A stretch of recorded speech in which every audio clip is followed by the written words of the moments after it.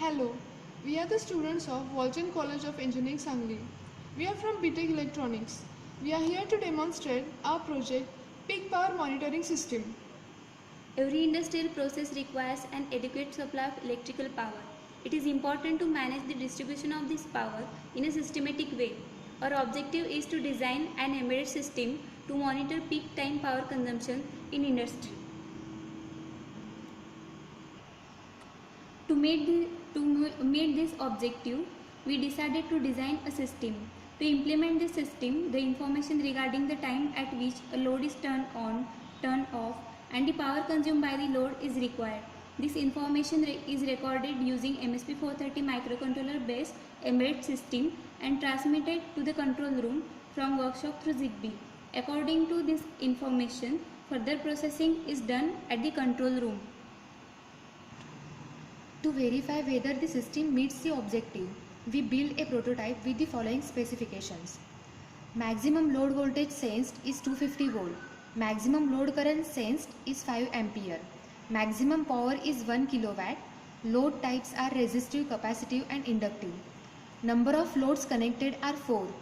Supply voltage is plus minus 5 volt. Transmit data range is up to 300 feet. This is the block diagram of the system consisting of voltage transformer, current transformer, voltage conditioner, current conditioner, sample and hold circuitry, MSP430 G2553 microcontroller, ZigBee, graphical user interface in MATLAB. We are measuring active power through load. To calculate power, RMS voltage is sensed using 230 volt to 9 volt step down voltage transformer, and current is sensed using 5 ampere to 5 milliampere current transformer. This signal has to be processed by microcontroller. Therefore, sensed voltage and current is passed through voltage conditioner, that is VCON, and current conditioner, that is ICON respectively. ADC of MSP430 requires input signal between 0 to 3 volt. Therefore, VCON and ICON are designed in such a way that it gives output between 0 to 3 volt. Now, to sample output of each VCON and ICON at the same time, sample and hold circuitry is used. Output of sample and hold IC is connected to ADC of MSP430 G2553 microcontroller, which calculates power consumed by each load. There are 3 types of power. First, real power. It is a portion of power that is averaged over a complete cycle of AC waveform. Second is reactive power. It is the portion of power due to stored energy in the elements, such as inductors and capacitors, which returns to the source in each cycle. And third, apparent power, which is product of root mean square value of voltage and current. In our project, we are monitoring real power. So the real power consumed by each load is calculated by microcontroller and sent to the control room through ZigBee and device. At control room, this data is displayed on GUI, which is developed using MATLAB software. This data is also saved in a file for further analysis. This is the complete setup of our project. Here we have connected 3 loads. This is first load, this is second load and this is third load. Start. This is dimmer. It is used to vary input voltage signal. This is 250 volt to 9 volt step down voltage transformer. Output of dimmer is connected to primary of voltage transformer, and step down output voltage at the secondary of transformer is given to input of voltage conditioner circuit. 5 ampere to 5 milliampere of current transformer is used to sense the current through loads. Its secondary is connected to the input of current conditioner circuit. 3 current transformers are used for 3 loads. This is signal conditioning circuit. It consists of 1 voltage conditioner and 5 current conditioner circuits. This is circuit diagram of voltage conditioner simulated in Proteus. Its maximum input voltage is 9 volt RMS and its output is between 0 to 3 volt. It is implemented using LM324 having pod operational amplifiers. Maximum supply voltage for LM324 is plus minus 16 volt. The output of step-down transformer is attenuated using this voltage divider to get voltage in the range plus minus 1.5 volt. This is simple voltage follower having unity gain. It is used for the isolation purpose. A DC voltage of plus 1.5 volt is added in the output of attenuator to convert the bipolar output into unipolar output, typically between 0 to 3 volt. This voltage divider is formed to add plus 1.5 volt DC. We are inserting DC signal here. Therefore, capacitor C1 is used to block any DC components so that output of this amplifier should not get affected. The output of voltage conditioner is then connected to sample and hold circuit. Now we'll see the output of voltage conditioner. Turn on the dimmer. Now dimmer voltage is 230 volt. Probe is connected to output of voltage conditioner. We can see the output on DSO.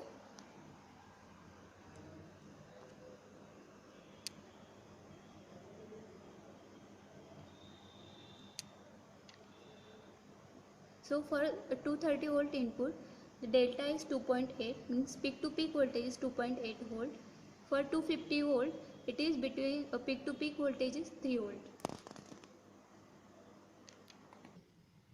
This is the circuit diagram of current conditioner simulated in Proteus. It converts load current into proportional voltage and gives output between 0 to 3 volt.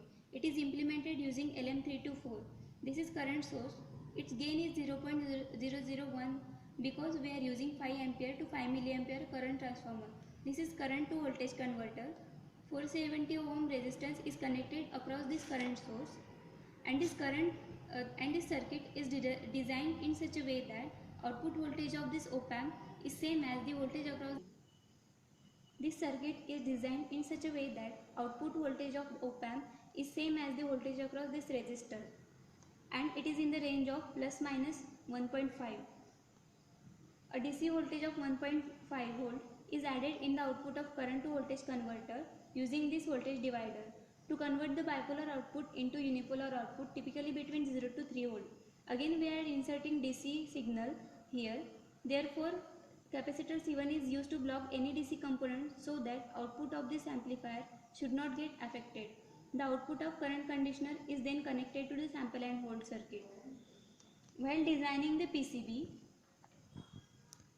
this circuit is copied 4 times so that we can monitor the power of 4 loads. 3. Now second probe is connected to output of first icon.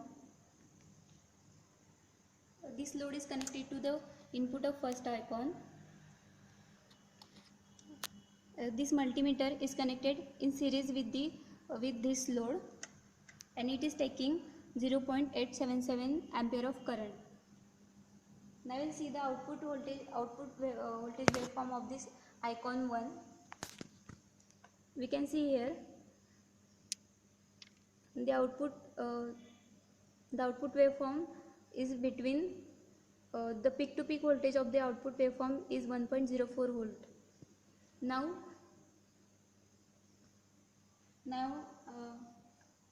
I am turning on the second bulb. It is taking current of 1.789 ampere.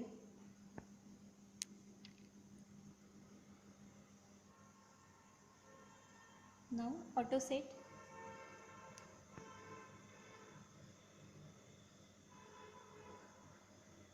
Now you can see the peak to peak voltage is increased.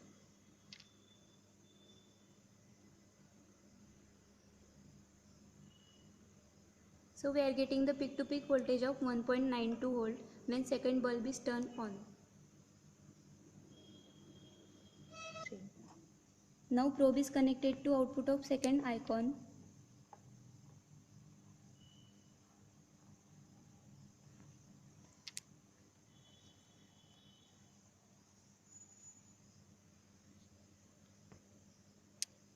We can see this is the output of second icon. Because we have connected 40 watt bulb, the peak to peak voltage is less because we have connected 40 watt bulb, and the current through this bulb is sensed using 5 ampere to 5 milliampere of current transformer. Now probe is connected to third icon.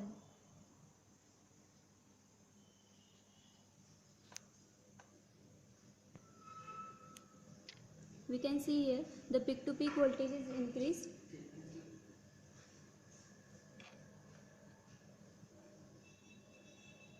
Because we have connected the 200 watt bulb.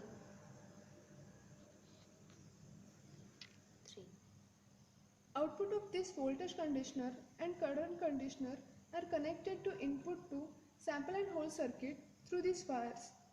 These wires are soldered at the backside of the PCB. Both these circuits require plus minus 5 volt supply. These two power supplies are used to give plus minus 5 volt supply here. Supply to this PCB is given through these pins. Input and output to this sample and hold circuit is between 0 to 3 volt. It is used to eliminate variations in input signal that can corrupt the conversion process. We are using sample and hold IC LF398. This is 0.01 microfarad capacitor, therefore typically the hold step is 0.5 millivolt. Now we'll see the sample output of voltage conditioner. We'll get it here at port pin P1.0, and clock signal for the sample and hold circuit is generated through port pin at P2.0.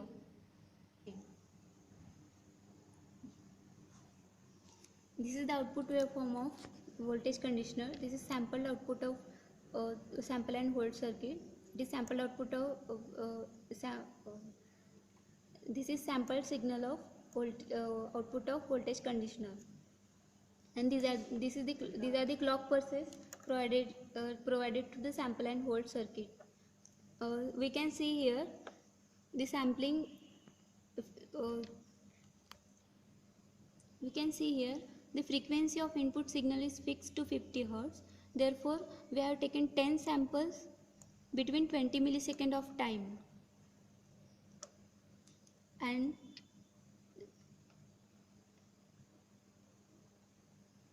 the time between two samples is 2 millisecond. Therefore, the sampling frequency is 500 Hz. 430G2553 microcontroller, and this is MSP EXP 430G launchpad, which provides complete development environment for this microcontroller. We have used Code Composer Studio to compile MSP 430 application. It is an integrated development environment that supports all MSP 430 microcontroller devices.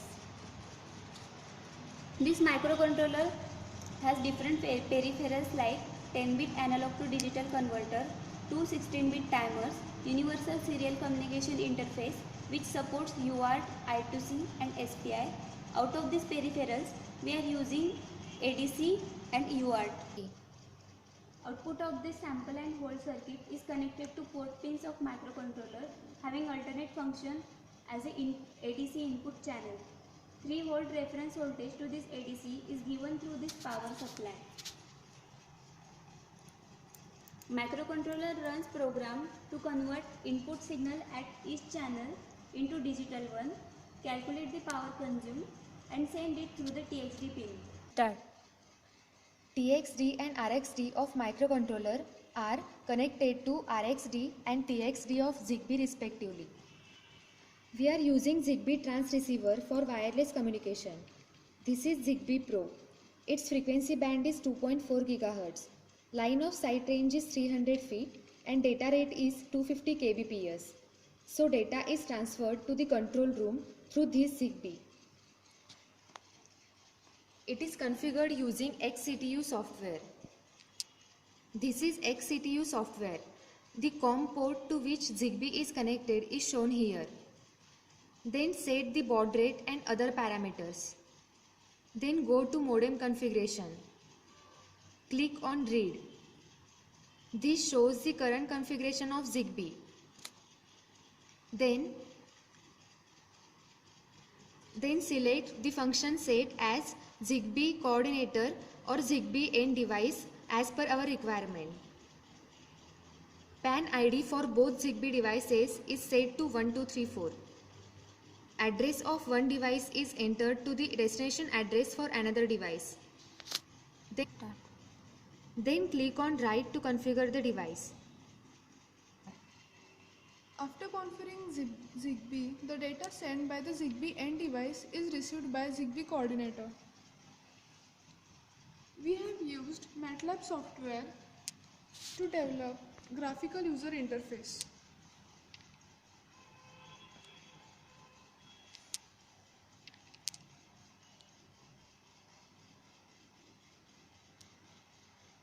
This is our graphical user interface, which creates serial port object, reads the received data and plot it on graph. It also saves the data in a text file for further analysis. First, we need to select COM port to which ZigBee module is connected. Here we have connected ZigBee module to COM port 5, and then press connect to enable the plotting of graph. So, here we can see, here we have connected 3 loads. Here you can see this is first load, this is second load and this is third load. The current consumed, here we can see the current consumed is 0 ampere and the voltage is fixed.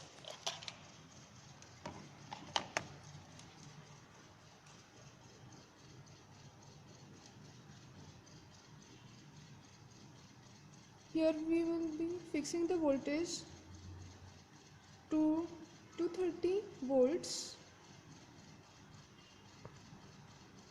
230 volts.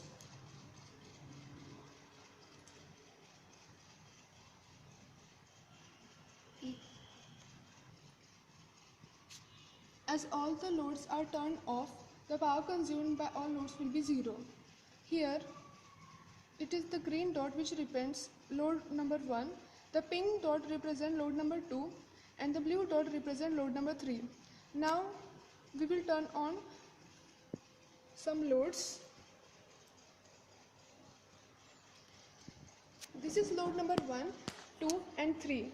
As you can see, load number 1 is turned off, load number 2 is around 40 watt and load number 3 is around 200 watt. Now we will see the graph. Here you can see the green dot which represents load number 1 is to 0, the pink dot is around 40 watt and the blue dot is around 200 watt, which is correct. And this dot represents the total power consumed by workshop. Now we will increase the loads. This is 40 watt bulb, so we will be turning on the bulb. The current consumed is 0.24 amperes. The voltage